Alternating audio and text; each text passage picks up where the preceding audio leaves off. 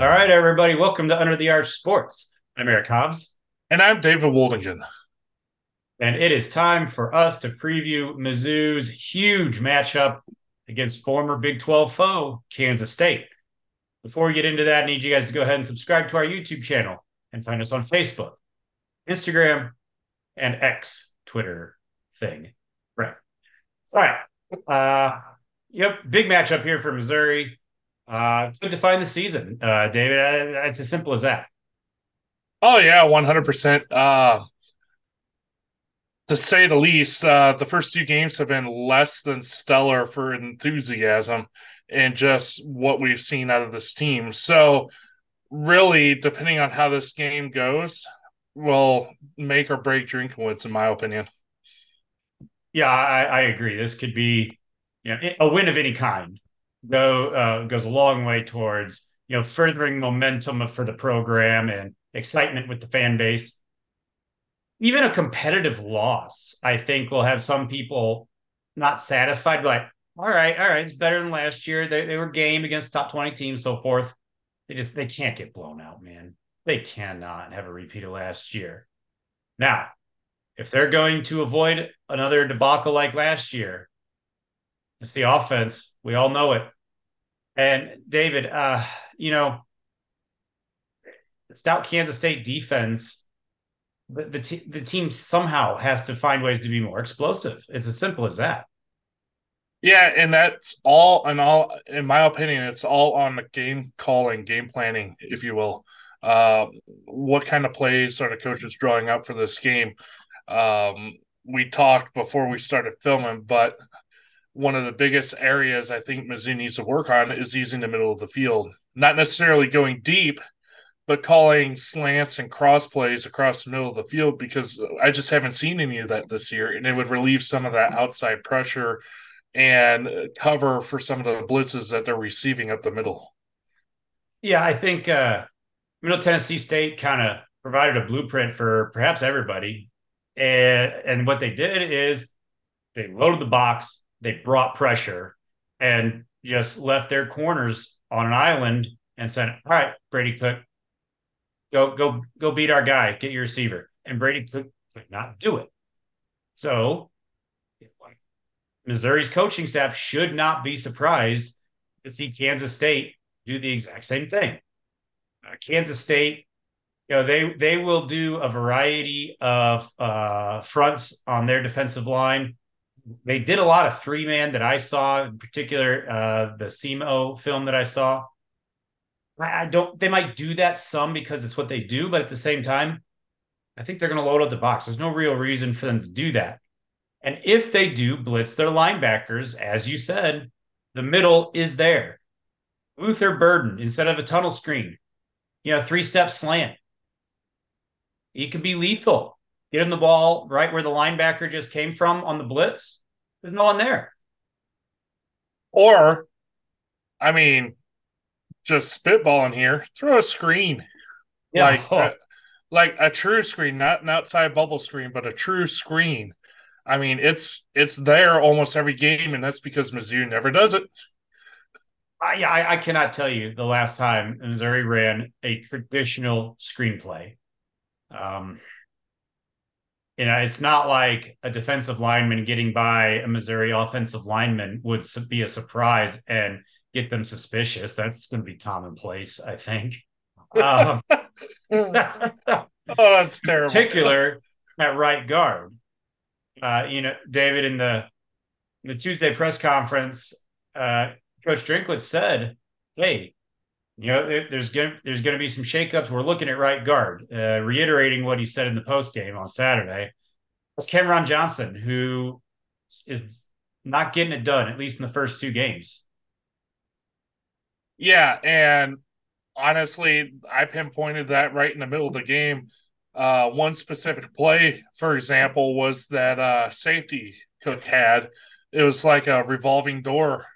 They just went right through Johnson, tripped up Cook while he was trying to scramble for his life in that instance, and then lost the ball and ended up batting it out of the end zone just to save a touchdown. Yeah, you look at who could be in line for more playing time if Cameron Johnson is going to ride behind him more. And in my opinion, the first guy you look to is the other Johnson transfer, Marcellus Johnson, who's kind of been the sixth man. Um, I think he's the most likely candidate, even though he has had a number of penalties already. If not him, and perhaps it's a rotation, you're looking at EJ Ndomo Ogar or even the true freshman Logan Riker. That's those seem to be the two names that come to mind, along with Marcellus Johnson, their place, Cameron Johnson, if that comes to pass. Again, with Drinkwitz, he talks about, these guys are going to play and this, that, and the other. And then it's the same old guys. So take it with a massive grain of salt, but that's what was said. Now, David, I think if you're looking at that same spot, you got to look to Kansas State's defense. Just names to watch. The three that I saw: Javon Banks, Brendan Mott, and Kyle Duke. Those are the three guys for Kansas State. Keep an eye on them. If right guard doesn't get fixed, you might be seeing them in the backfield going after Brady Cook. And I think tying the offensive line to the deep ball, I maintain that Brady Cook, to me, looked to be trying to throw a deep ball on at least two of the four sacks that he had against Middle Tennessee State. So pass protection has to be there if Brady Cook is going to try to throw down the football field, as everybody in the state of Missouri wants. Now, David, the defense, not a whole lot of concerns. They're pretty solid. Will Howard is a different animal. Yeah, he's the quarterback for Kansas State, 6'5", 242 pounds. He Big. has 11 rushes for 38 yards and 3 touchdowns, which tells me he is used in short yardage situations and goal line situations. So he's a load to handle. He's like the big unit or the fridge or whatever you want to call it. But He's like a Roethlisberger. Yeah, he's just gonna be tough to stop. Yeah, I could see them absolutely, particularly goal line, just doing like a bush push type of situation where Kansas State has a fullback. Uh, Anybody just lined up in a fullback type position and just pushing him forward. He's big enough; he may not even need the help, but that's the type of play I think you might see them run in short yarded situations. Well, David, I go was gonna ahead. say, and in true to Kansas State form, they have two running backs that they have really just split the season so far with Trayshawn Ward and DJ Yeah. Gideons. They've split the snaps. I expect to see both of them, a good heavy dose of both of them, because Kansas State's offensive line is really good, even though they lost their right tackle, so they've been doing some shuffling around in the first 2 games. They're still a really solid unit. Um, Kansas State is very, very fundamentally sound, so I don't see them making many mistakes in this game. Yeah. The two running backs, Giddens and Ward. Giddens being the bigger guy, about 6'1", and Ward being, I believe, 5'10". They both have 27 carries on the season. Giddens appears to be the more explosive back at 180 yards on those 27 carries, as opposed to 114 for Ward. Yeah, those are your two threats out of the backfield. Receiving wise, you're looking at RJ Garcia being the big threat down the field. He's got 8 catches in 2 games, but he's got that for, let me see here, 8 catches, 150 yards, and he's got 1 touchdown. So, yeah, I think that is your home run ball threat. Got to take the lid off of the Missouri defense. It'll be a challenge for the Missouri secondary, um, especially because the one thing they have not done, this defense and the secondary, they haven't caused a turnover yet this year. That's something that I think Yeah, in general, it is really important. But in a game where they're an underdog and it's a huge swing game in terms of momentum for the program, it's of paramount importance if they get at least one turnover. Yeah, and especially as a home game, you get that crowd going. If you get Oh, that absolutely. turnover, you get that turnover in defense, all of a sudden you have this huge momentum swing, and it could mean the game. Uh, but just interestingly enough, considering how good we consider this defense, they haven't even like come close to getting a turnover, which has kind of surprised me in the first two games because they're usually pretty good at that. Yeah, they were noticeably better a year ago because this had been a problem for a few years prior to that. But yeah, I can't think of any fumbles in the first two games, and no, a lot of completed passes with the defender right there for a quick tackle, which I guess is better than nothing, but still, um, that's something that yeah they got to figure out causing turnovers because I don't think Missouri can win this game without causing Kansas State to turn the ball over at least once. So, David, looking at this game, if you're the coach, what's one thing that you would have in your game plan to maximize Mizzou's chances of getting the dub? Yeah, so if I were calling the plays on offense, if Kansas State decides to load the box like Middle Tennessee did, and if they really just bring five or six guys pressure every time, I would make sure to call them just slants and any crossing pattern type quick pass play across the middle of the field.